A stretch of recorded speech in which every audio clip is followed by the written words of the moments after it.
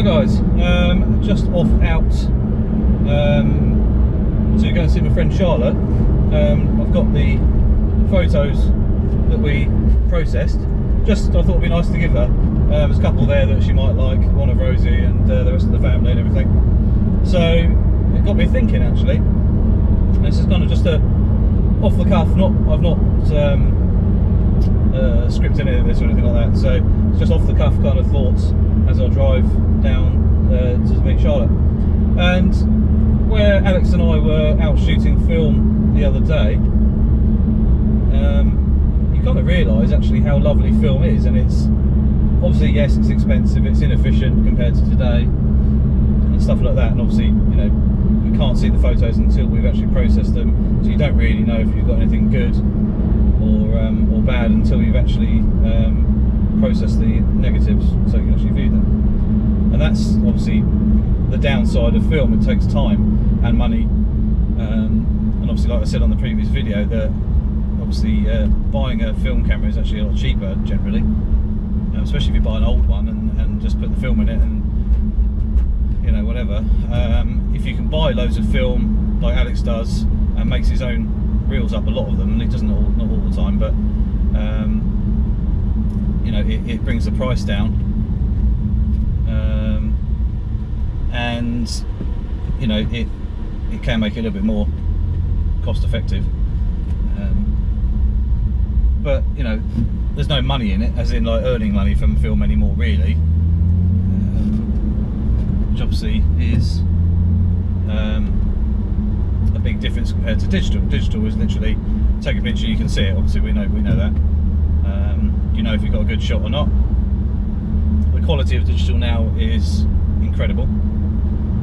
Even the cheap entry-level cameras now are incredible. Mobile phone cameras are incredible for what they are. You know, so we're very, very lucky that we live in the times today where we do have, you know, for pretty much everybody can actually take really nice photos. You know, it doesn't matter what you're using at the end of the day, and that's a really nice medium really, but obviously it doesn't have the same feeling as film, and where we don't print photos that often anymore. I mean, some people do, you know, but you don't, you know, print them like you used to. You know, you print all of them off and have a look at them generally as a family thing.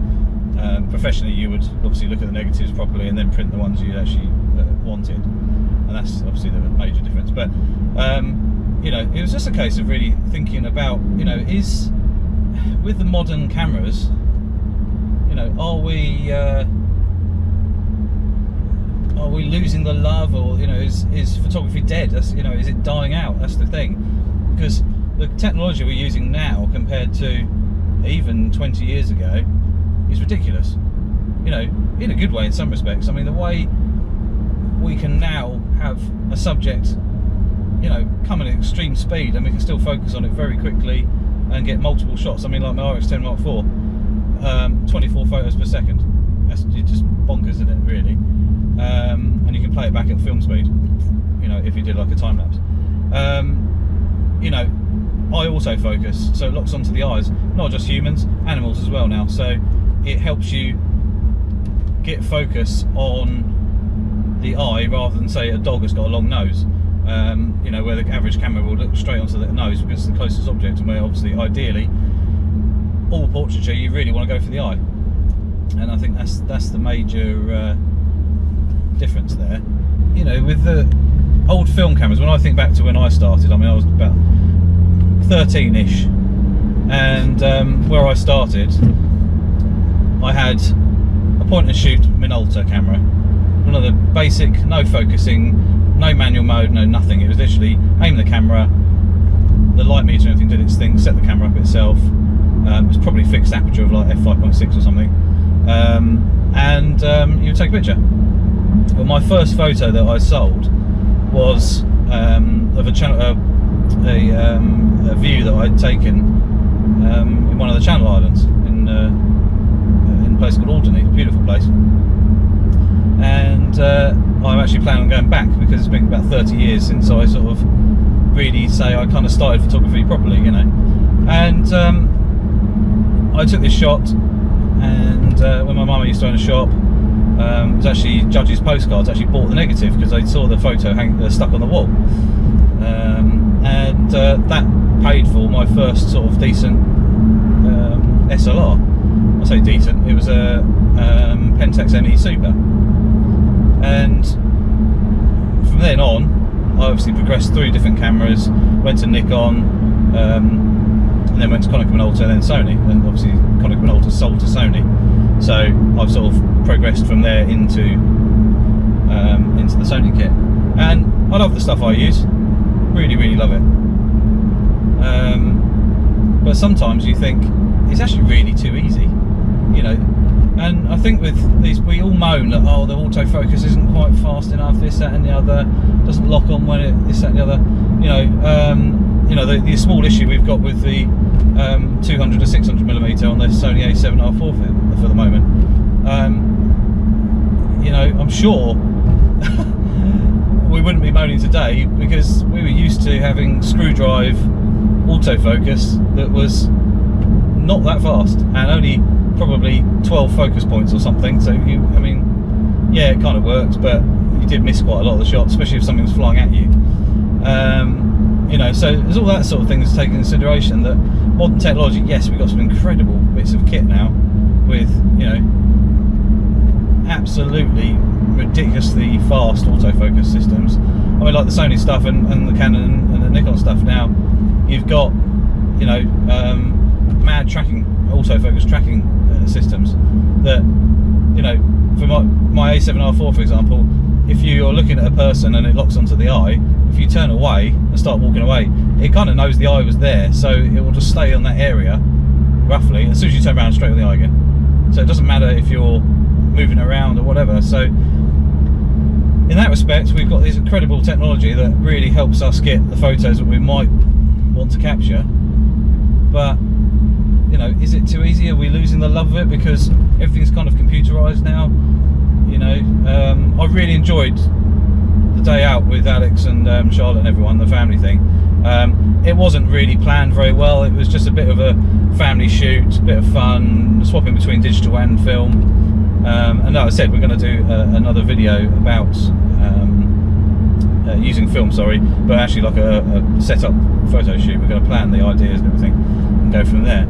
And that's the difference, is, you know, we can shoot thousands of shots a day in digital, but, you know, when we shot film, we shot 10 shots. So, you know, you tend to slow down with a portrait. So, you know, if you're doing portraiture and stuff like that, or even landscapes, you would not waste your shots.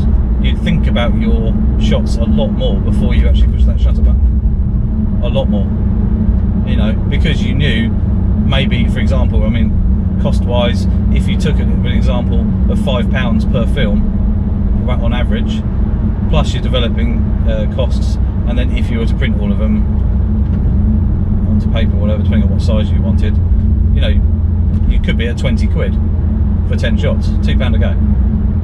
That's an example, obviously. You know, so you didn't waste, you know, you don't waste shots if you're doing like that. So, you know, now we're just snap with the digital. You know, what do we? It's kind of like we sort of spray and pray, you know, kind of thing. You know, we'll get one shot, which in some respects does work quite well if you're doing a bit of a natural shot. And when I was shooting with Livy the other day, and she was in the sea, and the waves are coming crashing in, so the burst rate is quite handy because literally the waves coming in, I can capture something like that. But, you know, if you did that with film, which might be quite a good idea for a shot, you've kind of got to guess and maybe take 3 or 4 shots just hopefully to get something that looked quite good. And depending on the camera, you know, there's all this sort of you know, things like that. But, you know, has our creativity sort of, is that slowly going, you know, the creativity side of things? Or, you know, it's hard to explain. I don't know if you kind of get what I mean. You know, has technology taken over the love of photography? You know, has, you know, where we used to think about it more. And a lot of people I know have only ever grown up with digital, and I think if you have the opportunity to shoot some film, you'll kind of understand. And that's what I tried to sort of portray in the 2 videos we did about the difference in speed and efficiency and everything, obviously like that, to do with obviously the differences. But you know, it's kind of been bugging me for a while, and now I'm sat in a traffic jam. Always good. You know, it's loving what you do, which is great. You know, I've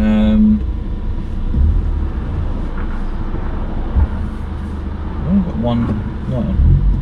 I don't know, I could ramble on for ages, and that's you know, but I just think we need to sort of think about our shots a bit more. You know, there's still people out there who shoot film, and you don't just rattle off shots left, right and centre. Sometimes obviously you might do if you've got a 35mm, but if you're using a, you know, it's got motor drive or whatever, but you know, would you really, you know, blast off 10 shots or more just for nothing, you know? And I think that's the difference of today, because we can now, you know, costs us nothing. Yes, the cameras are more expensive, the digitals generally, but once you've bought the camera, you don't really have to spend any more money. You know, obviously you can send it straight to your phone if you just want to edit quickly and stick it on social media or whatever, but that's where obviously the world has changed a lot over the years, is everything is instant, you know. And I think, you know, we're kind of losing the real world feel of everything that maybe we should go back to a little bit more, you know.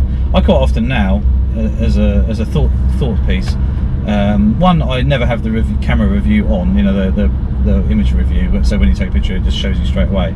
I have that turned off, one, because it's annoying, and two, if I want to look at them, I'll look at them in like 5 minutes when we've done a bit of a set, so we can see if we got the shots. But also quite often now just turn the rear screen off, so you know, it's kind of less distracting, and I'm less likely to push that review button to, you know, have a look. And sometimes I just go out and I don't look at the photos at all, you know. So I'm going out for, like now I've got the RX10 Mark IV with me, going to meet Charlotte, and we are going to just have a little walk on the beach. I think she's got the dog with her, so I might just take some dog photos running around or something. But you know, not looking at the photos till you get home is quite nice. It's a bit like, you know, when we used to go on holiday, didn't we? So for an example, people go on holiday now, snap on their mobile phone, straight onto Instagram. What are you doing? Straight onto Instagram or Facebook or whatever.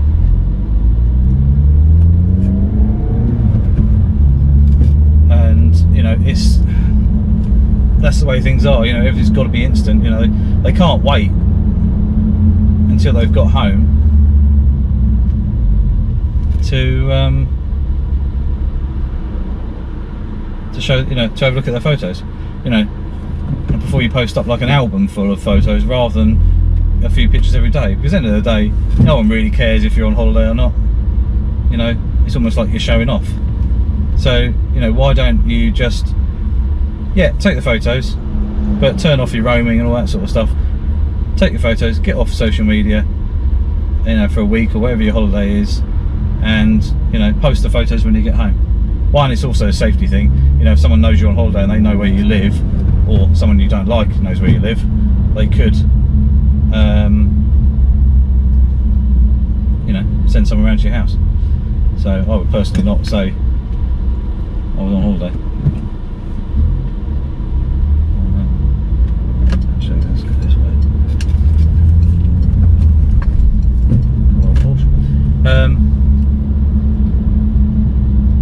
Traffic sucks.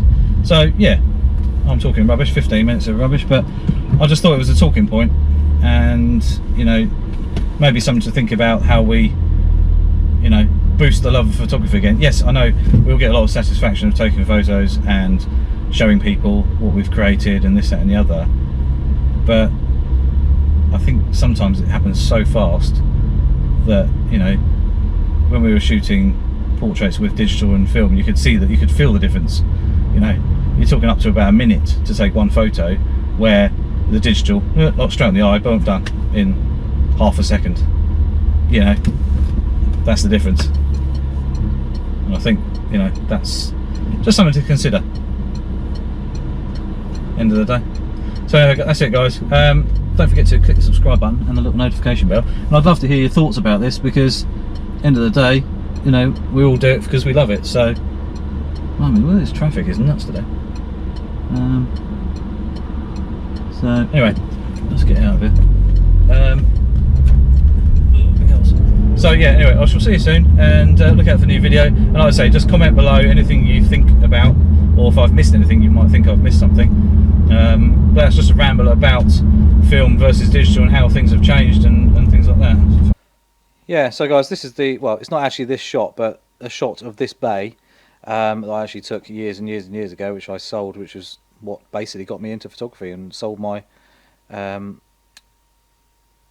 sold it to basically pay for my first decent camera. So yeah, never looked back since, really. Anyway guys, I shall see you soon. Thanks for watching.